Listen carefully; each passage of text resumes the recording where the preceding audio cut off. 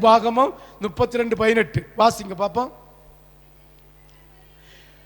உன்னை உருவாக்கின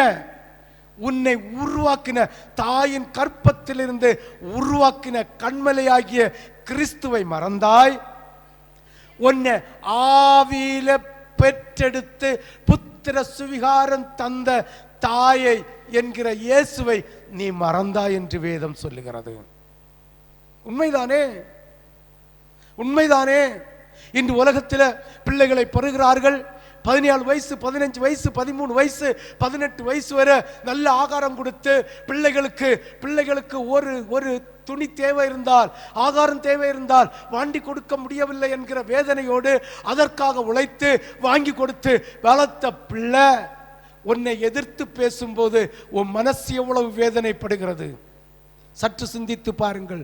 அதே போலதான் உன் தகப்பன் ஆண்டவராகிய தெய்வம் உன்னை பெற்றெடுத்து இவ்வளவு தூரம் ஆவிக்குரிய வாழ்க்கையிலே வளர்த்தெடுத்த அந்த தகப்பனை நீ மறக்கிறாய், அவருடைய உடன்படிக்கை மறக்கிறாய் என்றால் என் தகப்பனுக்கு எவ்வளவு வேதனை உண்டாகும்.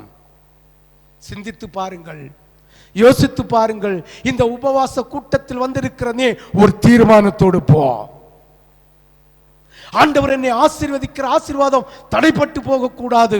இன்று உலக கிறிஸ்தவர்களை போல, உலக மார்க்கத்தை போல எங்கே போகிறேன் என்று தெரியாமல் ஏதோ ஒரு வாழ்க்கை வாழ்ந்து விபச்சார அலங்காரத்தோடு, வெளிப்படுத்தின விசேஷம் 17:4 சொல்லப்பட்டிருக்கிற விபச்சாரத்தின் அலங்காரத்தோடு அலங்கரித்து விட்டு நாங்களும் இயேசுவை ஆராதிக்கிறோம், இயேசுவை துதிக்கிறோம் என்று சொல்லி பரலோகத்துக்கு போகிற வழியை தடை செய்கிற ஊழியக்காரனுக்கு மத்தியிலே, விசுவாசிகள் மத்தியிலே கர்த்தர் உன்னை தெரிந்து கொண்டு ஒரு புத்திர சுவிகாரத்தை தந்து அவருடைய சாயலிலே உன்னை மணவாட்டியாக வைத்து மணவாளனுக்கு எதிர்கொண்டு போகிற விதத்திலே உன்னை உருவாக்கி, ஒரு கழுகு தன் குஞ்சியை பறக்க படிக்க விடும்போது வானத்திலிருந்து அதை விட்டு விட்டு தாழ்வில் வருமா, ஐயோ என்னுடைய குஞ்சிகள் தரையில் விழக்கூடாது, என்னுடைய குழந்தைகள் தரையில் விழக்கூடாது, விழுந்தால் அடிபட்டு செத்து போகும், சிறகுகள் ஒடிந்து போகும், கால்கள் ஒடிந்து போகும் என்று சொல்லி ஆண்டவராகிய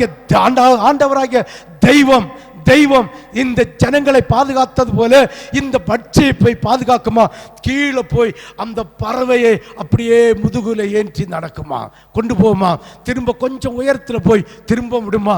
அப்படித்தான் இறகுகளை சிறகடிக்க வச்சு பறக்க வச்சு தன்னிச்சையாக ஆகாரத்தை தேடுகிறது வரைக்கும் அந்த குழந்தைகளுக்காக பறந்து பட்சிக்கிற பறவையை போல ஆகாரத்தை தேடி கொடுத்து கொஞ்சம் கொஞ்சமா பழக்கி வித்து ஒரு அடிபடாம, ஒரு இறகு அடிபடாம, ஒரு சிறகு போகாம, ஒரு இறகு போகாமல் பாதுகாக்கிற கழுகை போல ஆண்டவராகிய தெய்வம் சிலுவையிலே தன்னுடைய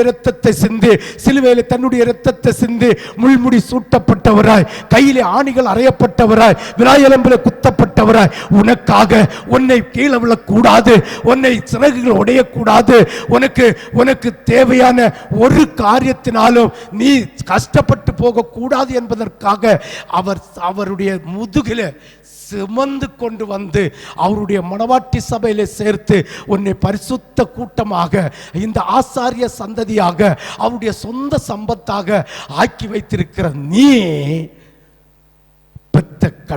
அதாவது உருவாக்கின கண்மலையையும் ஜெனிமித்த கண்மலையையும் அவர் உருவாக்கி பெற்றெடுத்த இயேசுவையும் நீ மறக்கிறாய் என்றால் அந்தோ பரிதாபம். சிந்தித்து பாருங்கள்.